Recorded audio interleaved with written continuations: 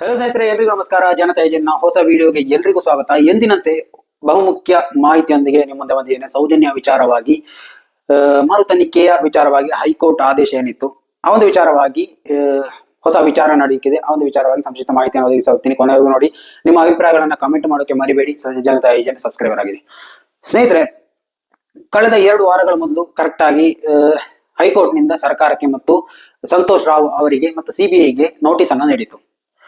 ಸೌಜನ್ಯ ಹತ್ಯೆ ಅತ್ಯಾಚಾರ ವಿಚಾರಕ್ಕೆ ಸಂಬಂಧಪಟ್ಟಂತೆ ಮರು ತನಿಖೆ ನಡೆಸಬೇಕು ಎಂದು ಹಾಕಿದ್ದ ಅರ್ಜಿ ಮತ್ತು ಸಿಬಿಐ ಮೇಲ್ಮನವಿ ಅರ್ಜಿ ಮತ್ತು ಸರ್ಕಾರದ ಆ ಒಂದು ಅರ್ಜಿಯನ್ನ ಒಂದೇ ಬಾರಿಗೆ ಪರಿಶೀಲಿಸುವಂತಹ ಒಂದು ಕ್ರಮ ನಡೆಯುತ್ತೆ ಅನ್ನುವಂತಹ ಒಂದು ವಿಚಾರ ಎಲ್ರಿಗೂ ಒಂದು ಡೌಟ್ ಅಲ್ಲಿತ್ತು. ಸೊ ಆ ಒಂದು ವಿಚಾರಕ್ಕೆ ನಾಡಿದ್ದು ಸೋಮವಾರ ಎಲ್ಲ ತೆರೆ ಬೀಳಿದೆ. ಎಲ್ಲ ಪ್ರಮುಖ ಮಾಹಿತಿಗಳು ಒಂದಾಗಿ, ಅಂದ್ರೆ ಎಲ್ಲಾ ವಿಚಾರಣೆಗಳು ಒಂದೇ ಬಾರಿ ನಡೆಸ್ತಾರೆ ಎನ್ನುವಂತಹ ಒಂದು ಬಗ್ಗೆ ಮಾಹಿತಿ ಲಭಿಸಿದೆ. ಆ ಒಂದು ವಿಚಾರವಾಗಿ ಒಂದು ವಾರ್ತೆ ಬಂದಿತ್ತು. ಆ ವಾರ್ತೆಯನ್ನು ನೋಡೋಣ.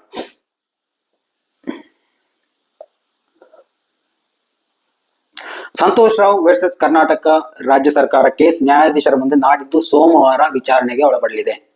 ಸಿಬಿಐ ಮತ್ತು ಸಂತೋಷ್ ರಾವ್ ಚಂದಪ್ಪ ಗೌಡ ವರ್ಸಸ್ ಕರ್ನಾಟಕ ಸರ್ಕಾರ. ಅಂದ್ರೆ ಸಿಬಿಐ ಸಂತೋಷ್ ರಾವ್ ವಿರುದ್ಧ ನೀಡಿದಂತಹ ಮೇಲ್ಮನವಿ ಅರ್ಜಿ, ಅಂದ್ರೆ ಸಂತೋಷ್ ರಾವ್ ಅವರೇ ಆರೋಪಿ ಅಂತ ನಡೆಸಿದಂತಹ ಒಂದು ಅಪೀಲ್. ಆಮೇಲೆ ಚಂದಪ್ಪ ಗೌಡ ಸರ್ಕಾರ ಮತ್ತು ನಮ್ಮ ಕರ್ನಾಟಕ ಸರ್ಕಾರದ ಆ ಒಂದು ಅರ್ಜಿಯನ್ನ ಸೋಮವಾರದಂದು ಪರಿಶೀಲನೆ ನಡೆಸಲಿದೆ, ವಿಚಾರಣೆ ಮಾಡಿ. ಈ ಕೇಸುಗಳನ್ನು ಜೊತೆಯಾಗಿ ವಿಚಾರಣೆ ಮಾಡಿ ಎಂದು ಈಗಾಗಲೇ ಆದೇಶ ಬಂದಿತ್ತು. ಇದರೊಂದಿಗೆ ಸಂತೋಷ್ ರಾವ್ನ ಕೇಸನ್ನು ವಿಚಾರಣೆ ನಡೆಸಿ ಆದೇಶ ಬರಬಹುದು.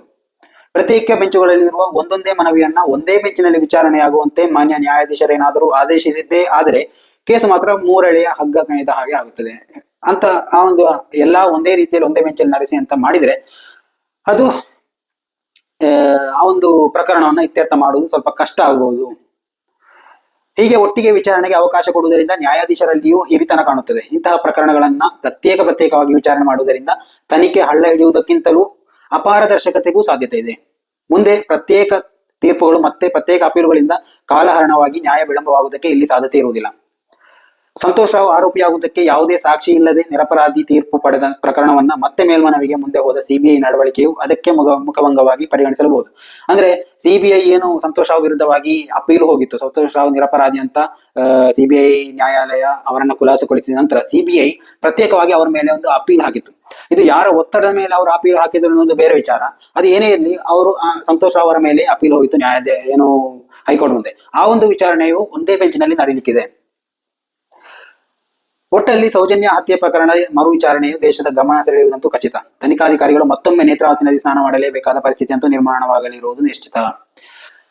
ಅಂದ್ರೆ ಸೌಜನ್ಯ ಪ್ರಕರಣದ ಆ ಒಂದು ವಿಚಾರಣೆ ಇವಾಗ ಎಲ್ಲ ಸರ್ಕಾರಗಳ ಒಂದು ಅವಶ್ಯಕತೆ ಕೂಡ ಆಗಿದೆ. ಇವಾಗ ಲೋಕಸಭೆ ಬರ್ತಾ ಇದೆ, ಚುನಾವಣೆ. ಈ ಒಂದು ಸಂದರ್ಭದಲ್ಲಿ ಸೌಜನ್ಯ ಹೋರಾಟಗಾರರು ಒಂದೇ ನಿಲುವನ್ನ ತಾಳಿದ್ದಾರೆ. ಅಂದ್ರೆ ಸೌಜನ್ಯ ಹೋರಾಟಗಾರರು ತಟಸ್ಥವಾಗಿ ನಿಲ್ತಾರೋ ಅಥವಾ ಒಂದು ಪಕ್ಷವನ್ನು ಬೆಂಬಲಿಸ್ತಾರೋ ಅಥವಾ ಸೌಜನ್ಯ ಹೋರಾಟಕ್ಕೆ ಬೆಂಬಲಿಸುವಂತಹ ಪಕ್ಷದ ಜೊತೆ ನಿಲ್ತಾರೋ ಅಥವಾ ಒಂದೇ ತಾವೇ ಸ್ವತಃ ಸ್ಪರ್ಧೆ ನಡೆಸಲೂಬಹುದು. ಹೇಳಕ್ಕಾಗಲ್ಲ, ರಾಜಕೀಯ ಅಲ್ವಾ.